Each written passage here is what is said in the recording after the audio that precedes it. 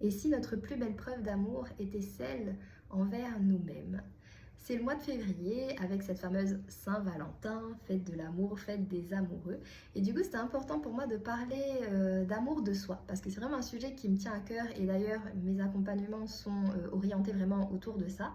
Et quand on parle d'amour de soi, il y a toujours cette idée de oui, mais je prends soin de moi, je prends soin de mon corps, je fais du sport, je vais chez l'esthéticienne, je prends un moment pour moi, quand ça va pas, j'aime bien aller me relaxer, etc. Donc oui, je m'aime et puis je me trouve belle, etc.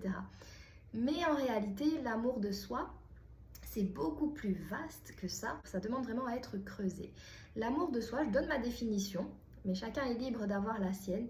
Mais en tout cas, en échangeant avec les personnes que j'accompagne et même les personnes avec qui j'ai l'occasion de discuter, à chaque fois qu'il y a cette notion de j'ai vécu une situation qui m'a blessée, j'ai vécu une situation dans laquelle je me suis sentie trahie, j'ai vécu une situation dans laquelle je me suis sentie humiliée, bref, une situation où vraiment ça m'a fait mal, ça m'a vraiment fait mal. J'ai remarqué qu'il y a deux attitudes. Il y a une première attitude qui est celle de j'encaisse, je fais genre je vais bien et que le temps fera les choses, mais en fait au fond de moi je me sens pas très bien. Et donc cette première option, il y a des gens qui se disent je vais pas aller en parler et le temps fera les choses et hop je laisse de côté et puis j'avance.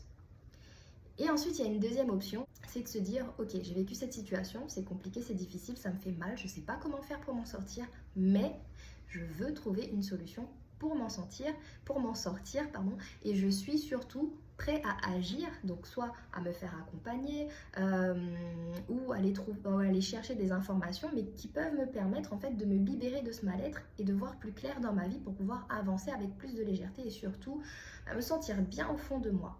Et donc c'est cette deuxième option.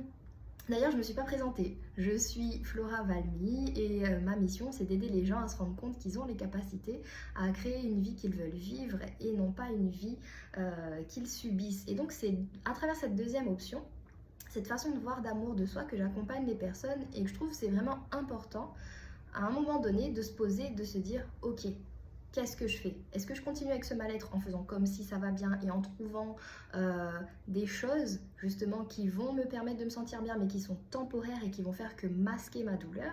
Ou est-ce que je me dis je m'aime suffisamment, j'ai vraiment envie d'avancer et je fais le choix de trouver des solutions, d'ouvrir mon esprit à peut-être ce qui peut exister pour toujours me sentir mieux et me libérer de ce que je ne veux plus.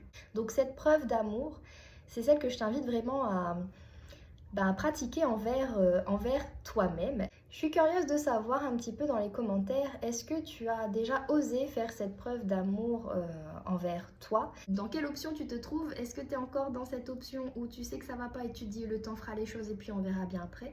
Ou est-ce que tu es dans la deuxième option de te dire ok, je sais qu'il y a quelque chose qui va pas et j'ouvre en fait mon esprit pour savoir un petit peu comment je peux faire pour me libérer de cette souffrance et de ce mal-être.